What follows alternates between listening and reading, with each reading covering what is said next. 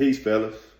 I'm back again to holler at you today about community, the value of community, why we gotta have brotherhoods, why we gotta have other men we can lean on, because the weight of this life as a man, it gets hard. It gets sometimes unbearable. It's literally guys out here right now that's taking their own lives just because they don't feel like they got anything to lean on, to talk to, even in the simplest forms of communication. They just feel alone. They feel singled out, alienated, or any words you want to use. But ultimately, like I said, they're carrying the weight of this thing we call life all by themselves. And they were never meant to. None of us are meant to. Because by nature as humans, we naturally social and tribal creatures. So the aspect of community and family is a natural inclination in us to have that. So when we don't, we imbalanced, we out of order. So this video that I'm about to run through is basically just highlighting the importance of community, but also some small steps you can take to start building a community in your life, or even refining the one that you already have. And I brought this topic from IG, and in those videos, part 1 and part 2, I made the example, I used the example of the Cape buffalo and the wolf. In terms of the Cape buffalo, it's interesting about them because in Africa, you got what's known as the Big Five, and that's the 5 most dangerous animals on the continent. And you got the lion, the leopard, the rhino, the elephant, and then the Cape buffalo. And of course, with the lion and the leopard, these are some of the biggest predators in the world. They got the teeth, they got the claws. With lions, they run in prides, in small groups. So you got tigers, they hide in the jungle. So they liable to pounce out, jump out the bushes on you at any moment. Then they got the teeth and the claws. The rhino, they weigh somewhere around 5,000 pounds, and they can run and charge and hit you with their horn, do all this different stuff. And then an elephant, biggest land mammal it is, they can crush you like a grape just by stepping on you. And they known to be aggressive. But the Cape buffalo, without the teeth and claws of the lion or the leopard, and without the size of the rhino or the elephant, the thing that makes them the most dangerous, that earned them the name, the Black Death, is unity. And Cape buffaloes are known for being loyally aggressive to the herd. It's been stories of lions being trampled and killed after what they thought was a successful hunt, after they thought they had singled a buffalo out, about to have lunch or dinner. After that, the whole herd turned back on a counterattack and stomped them out to save this one buffalo. These are real stories that have been told about these animals.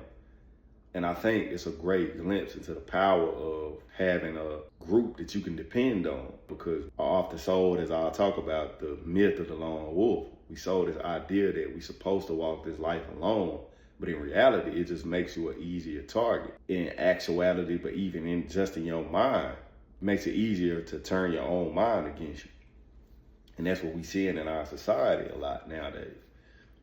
And going further to my example of the wolf, it's around 2011 in Russia.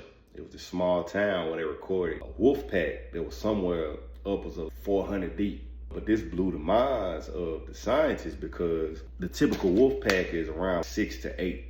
So that would mean that somewhere around 45 to 50 different wolf packs came together to create this super pack.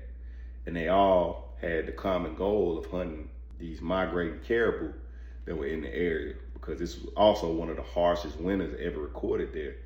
So they needed to survive, but they came together to create this big pack so that everybody could eat. And not only just the size of this pack alone was impressive, but think about how many different bloodlines had to come together and agree with each other to accomplish this one goal. That's a clear sign of community. It's a clear sign of family, how important it is, how you have to put aside whatever you feel divides you to come together so that everybody can move on into the future. And that's the gist of my video today, but I'm about to go into my notes in just a second. But before that, I want to also talk about how the existence of that super PAC single-handedly debunks the myth of the lone wolf. See, the lone wolf, it's something that's been romanticized in Hollywood and in our society, in our popular culture. The idea of just walking through life alone and not needing help, accomplishing all these things by yourself. But it was actually based on a mistake. It was some researchers in the 1940s that studied a group of captive wolves, but they all came from different packs, different bloodlines. And the way they behaved, the displays of dominance and the hierarchies that were formed from within this group of captive wolves, it caused scientists to label one wolf as the alpha, the one that the others followed after they went through their little exchanges. And then the one that was at the bottom of that totem pole, they called him the lone wolf. He was the one that was exiled and pushed away from the group. They called him the lone wolf. But the mistake came because, like I said a minute ago, the average wolf pack is a family. It's 6 to 8 members, but we're talking about a breeding pair, so you got a male and a female. Then they have wolf pups that grow up to be adult wolves, but they all stay together. They're a unit, a family. They hunt together, they raise the young together, they do everything together. And even just like we see with humans, when the original breeding pair, the male and the female, the mom and the dad, when they get to a certain age where it's hard for them to hunt and keep up with the pack, the younger wolves will go hunt for them and bring them food back to help them survive. So it's not even a matter of just always being useful to the pack in terms of hunting and being able to run after the young. It's a real deal family unit. Everybody eats. We taking care of everybody until they die. And that right there is also a big testament to community. Even when we see with these wild animals, they still have a sense of taking care of each other. And that's a clear glimpse into the importance of community. It's a clear view of community being an integral part of your highest form of survival, which is thriving. Because it's one thing to have the things you need, but then it's another thing to have the things you need, but also have a community to share that good feeling of being straight, for lack of better words. Being able to share that with other people and see how it makes them feel, how they experience in life, whatever you want to say. And that's actually another aspect of science, psychology, whatever, that's pretty popular. Is Maslow's hierarchy of needs. It's a triangle. I'll put a picture of it. But Maslow's hierarchy of need, at the bottom, you got your basic needs like food, water, shelter. But then as you go up, somewhere around the middle, is a social aspect. It's the family. It's well, I'm gonna go through the whole thing actually. You got, at the bottom, it's your basic need. You got food, water, shelter. Then from there, you go up to safety. You need to feel like, basically, I got my food, water, and shelter, but now I need to feel like I can enjoy that without looking over my shoulder and feeling like I'm gonna die if I take my focus off of the possible threats that surround me. So that's like having a lock on your door or having a gun in the crib, anything like that. But then from there, it goes up to the social aspect. It goes into having a family, having a community, having other people you can share these resources with, and also amplify that sense of safety and that sense of belonging. Having that around you, that's important. That's the next rank on the scale. And then from there, once you have that, now we get into status and respect, rank. You want to be somebody with the people that you have around you. You know what I'm saying? And from there, you reach self-actualization. So realizing your purpose. So this looks like knowing why you exist as an individual, period, but then also realizing what you're supposed to contribute to the group. That's the highest level, because now you're talking about serving others. But that brings me right back to community, because just like wolves or Cape buffaloes, the herd is made up of individual buffaloes. The pack is made up of individual wolves. So as individuals, they all play a role to create this one power. And we the same way.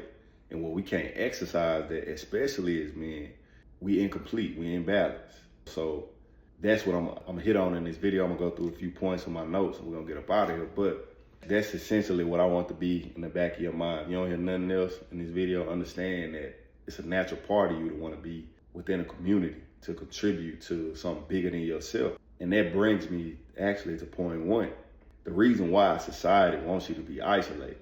The thing about us as men is for one, it's heavy being a man because when you become a man, you become a more physically and mentally capable and useful than you've ever been in your life, because you have a certain set of experiences that allow you to look at the world in a certain way mentally, but then you also stronger than you ever been. You get grown man strength, as they say. You can lift stuff. You can go out and hammer, use tools and stuff like you see construction guys doing. You can more or less help build up the society in different ways. So that makes you very valuable to the society also.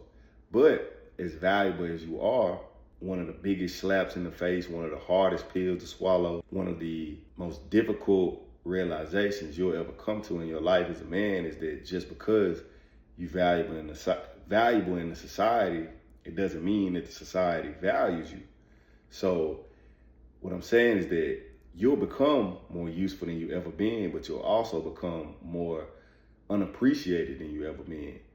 Because if you notice, especially now on social media and in pop culture, how they talk about men, we ain't shit, basically. They want us to participate in society and contribute our energy, but we nothing almost. Like, we don't matter to them. Even if we were to lead the earth, it don't matter. Oh, it's some more coming, it's another batch coming. That's kind of the mentality that I see directed towards men these days. And that's a whole nother topic for a whole nother video. But the existence of that dynamic is very real, and it's causing real problems in our lives as men, because a lot of us don't understand it, because we've been taught that I'm gonna do it by what they say, do it by the rules, do it by the book.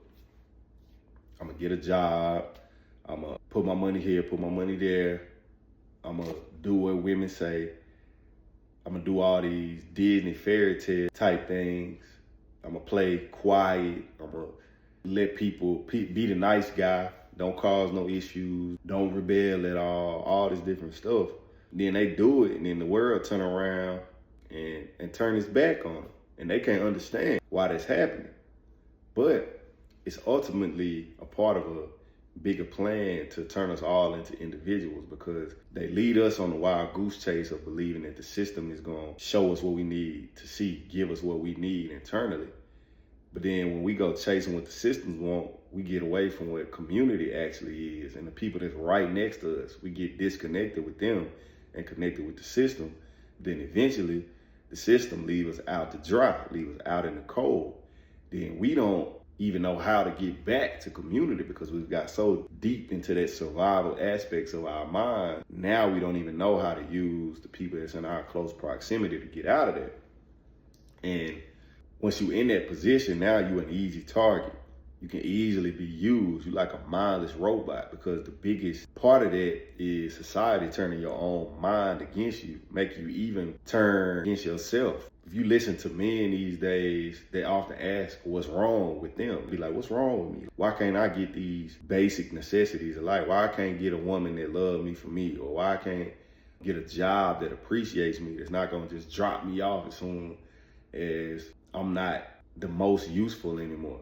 It's a lot of men that's stuck within that little in between. They don't know where to go from there, and they don't know why that dynamic exists. It's because you're being made into a target, because they want you as a mindless slave that they can use, because you are still valuable and useful, but the usefulness is put in jeopardy when you got your own mind to decide how much of that energy is going to be given to the system. They can't have that. So the first step of using you is getting you off to yourself, getting you away from your community, because you start to adopt their way of thinking versus what's real, what's happening down here on the ground. You know what I'm saying? And that takes me into point two. The myth of the lone wolf it's in direct opposition to the reality. And the reality is that real men build brotherhoods. Like all of our favorite movies, 300. What's another one? Remember the Titans. What's another good one? I'm trying to think. Hell, even one of my favorites, Lion King. All of them have elements of unity.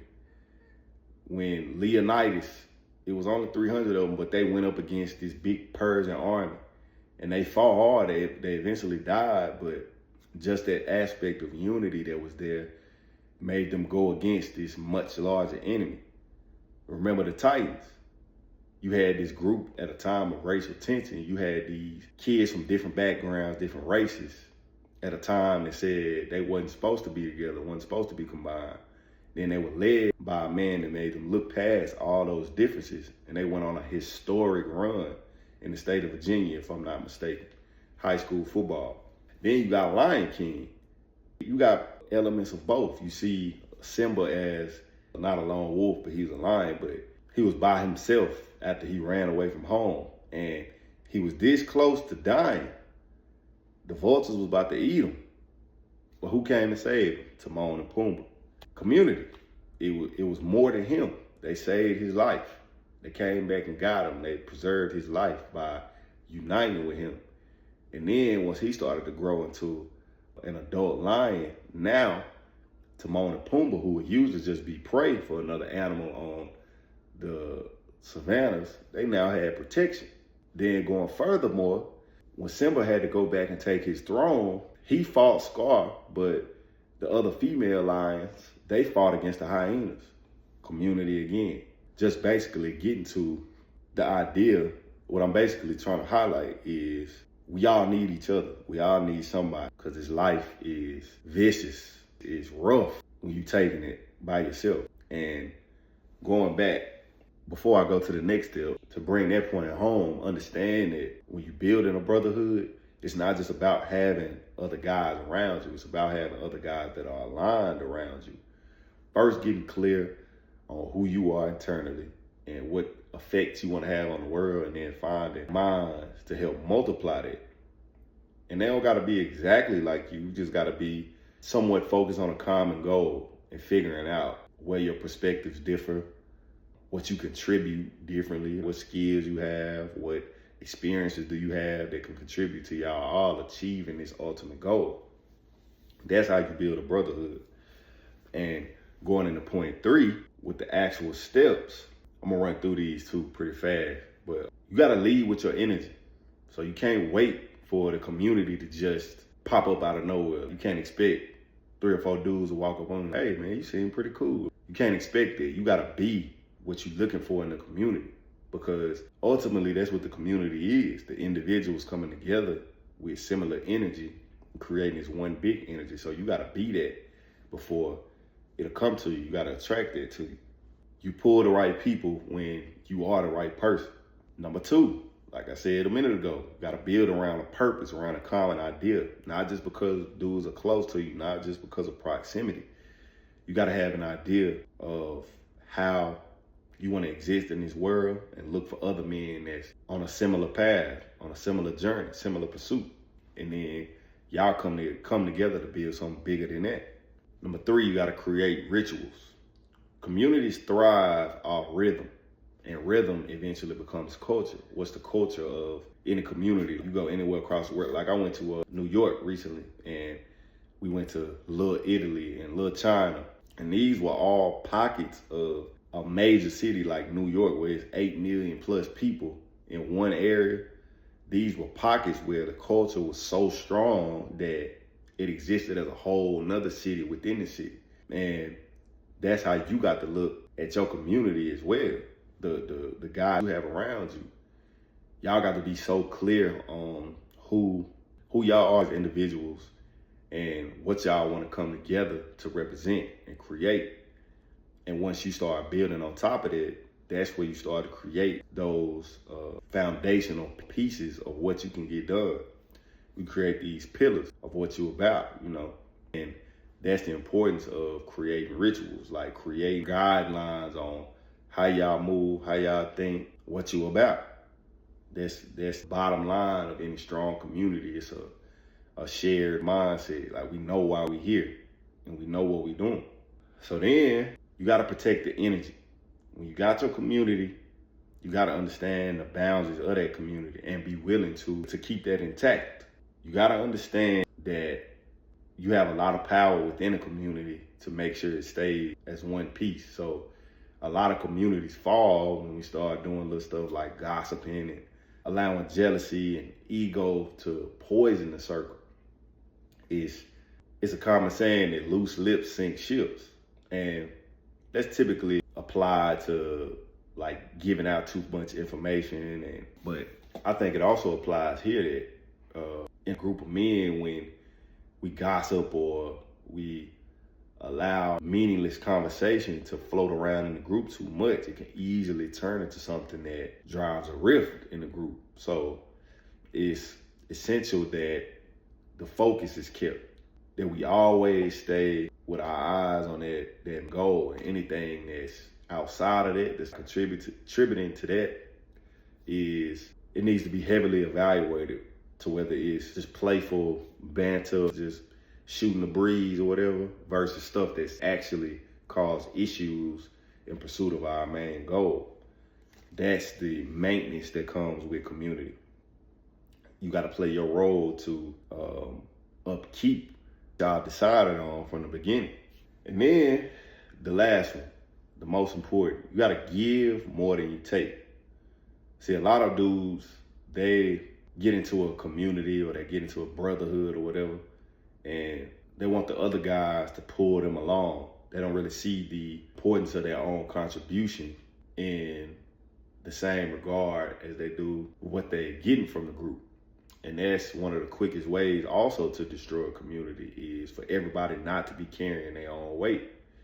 And that's why, going back to that lone wolf example again, when you see a lone wolf out in the wild, they dying, so they separate themselves from the pack so they don't slow them down or whatever, or they been exiled. They did something that put the pack in danger, or that was against the rules within the pack, so they were pushed out on their own.